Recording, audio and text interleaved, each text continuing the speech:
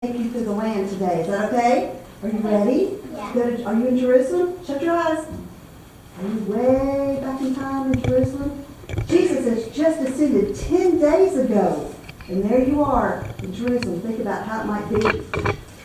All over Jerusalem, there's all kinds of people. There are people from Medes, there's from Asia, from Rome, from Judea, from Egypt, from Pamphylia, from Parthians, from Hygeria, from Elamites, let's see, Cappadocia, let's see, and Pontus, and Libya. Oh, we have people from all over in Mesopotamia. All over. And do you think they all speak the same language? No, they don't all speak the same language. So here we are. The apostles have come, and Jesus has just ascended after 40 days on earth, and he's going back into heaven. Remember from last week? Did you talk about that? And they're waiting. They're waiting here. Remember, they're waiting for what are they waiting? The Holy Spirit. They're waiting for the gift that God said. Jesus said. Remember what he told them? He said, but the Helper, the Holy Spirit, whom the Father will send in my name, will teach you all things and bring you to remembrance all that I've said. Do you sometimes need help remembering when Mommy says, Jackson, clean your room? You sometimes say, I forgot. You ever say I forgot? Yeah. Does anybody ever say I forgot? Yeah. Okay, come on. So sometimes it's hard to remember, right? So God is sending the Holy Spirit to help them remember everything that's happened while Jesus was on earth. That's a lot to remember, right? All the miracles he did and everything he told them to do. So they need some help. I would need help too, wouldn't you? Sometimes we need help remembering. That's right. So that's why they're here waiting. And then they have people that speak so many different languages. They don't speak the same language. The apostles came from Galilee. Look how far away it is. It's all the way up here. You see Galilee? And they traveled all the way down to Jerusalem. So they'll be speaking their language, and all of these people will be speaking a different language. Do you have any friends that speak another language? How many of you speak Spanish? Me. How many? Me. Can speak Spanish? You can speak Spanish? Okay. Can people understand you that can speak Spanish? No, they can't, right? So they've come a long way, right? And we're waiting for the gifts. So, do you remember learning about the Holy Spirit before? Have you ever heard about the Holy Spirit before in any of your other lessons? This is a hint. Where might you have heard about the Holy Spirit? Where? When? Okay. The Holy Spirit is like whenever John the Baptist baptized Jesus. Yes, Kira, that is wonderful. That is great. That is exactly right. So Jesus is baptized by John the Baptist, and God opens the heavens, and the dove comes down and lands where? On Jesus. And from the heavens, God says, this is my beloved Son. So the Holy Spirit that took the shape of a what? Of a dove. So he kind of takes different shapes, doesn't he? Yeah. So, the Holy Spirit is part of what? Is the Holy Spirit part of? What's the Holy Spirit part of? Does anybody know? Yes. It's sort of God. So, God is three persons with three jobs, yet he's one. We have God the Father, think about a triangle, God the Holy Spirit, and God the Son. But yet he's one person, but yet three jobs, right? Okay, so it's kind of like water. Let me get my water out here. Does water come in three different forms? Do you know the three forms of water? Yes. It's all water, but let me see. Yes. We have water that is what? Let me see. Ice. Oh, Ice is water. Did you say that? Did you say that? What's the face? I'm sorry. Anybody feel it? You feel the water? Is it raining? Woo! It's raining just a little? Okay, it's water. It's H2O. It's water. It smells Smells like something. I know. So, yes, water can be water like this, liquid you can see. What else can it be? Plasma. My husband said the same thing. We're not going there because that's a problem. Okay, it can be ice. Form of ice. And yes? Yes. Gas. Gas, exactly right, yes. It can be evaporated. It does evaporate and it turns into what? It can be Thomas, what does it turn into? rain. It's rain. Turn into rain. Right, cloud. It goes up into the cloud. That can be it's air. Right, it goes up into the air and you can't see it anymore. And it's like a gas and you can't see it. So that's water. It's three forms. It's kind of like the Father, the Son, and the Holy Spirit.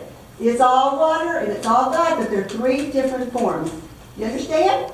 Yeah, okay, good. That was hard. Okay, so we got that. Now, we are here today. We're going to talk about how our King's kingdom comes with power. Where's our power going to, where are we going to find our power today? Yes? In the Bible. Right, we find our power in the Bible, and the Bible comes from who? Who helped write the Bible? The disciples. The Holy Spirit. The apostles wrote some of it, but the Holy Spirit guided them, didn't he? So it is a form of power. You're right. Isabel? Gave them inspiration. Yes, inspiration. It gave them power to do what? To help with what? Our kingdom, making his kingdom so that everyone can become a Christian, right? And be a part of his kingdom. So, we're going to talk about how our King's kingdom came with what? With what? Anna? Power. What did it come with? Power. Power. We're talking about the Holy Spirit. It was powerful. It gave us power. He gave the apostles power to do what? What could they do? What are we going to talk about today that they did? What will we talk about today? Oh, we're going to hear about this. Okay, are you ready? Now, let's shut. And we were talking about they're here. Why are they here why are they here? Why are all these people here? Does anybody know? Why is everybody here today? Yes? So they can learn about what happened. Right? But they're waiting, the apostles are here waiting on a promise. But why are all these other people over here? We're here in Jerusalem.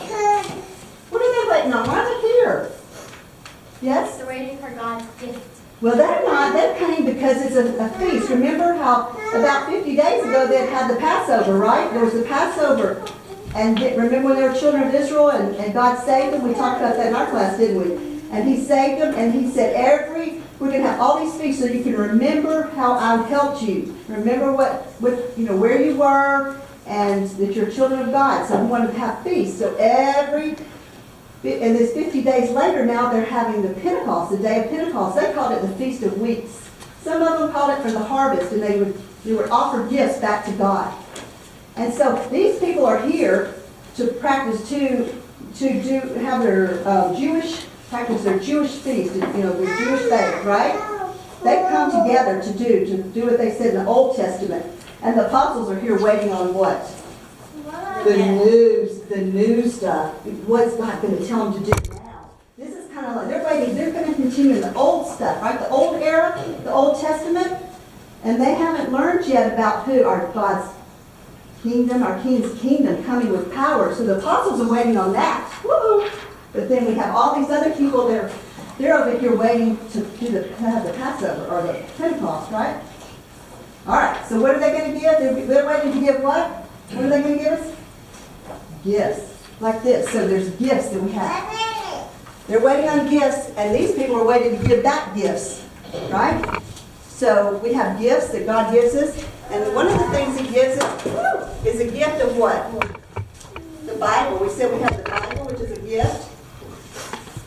And the Bible is inspired by God, and the Holy Spirit helps to guide their hands. So there we go. We have all these gifts that God's given us. All right, are you ready for the story? Now here we are. You're in Jerusalem. Are you ready? All right.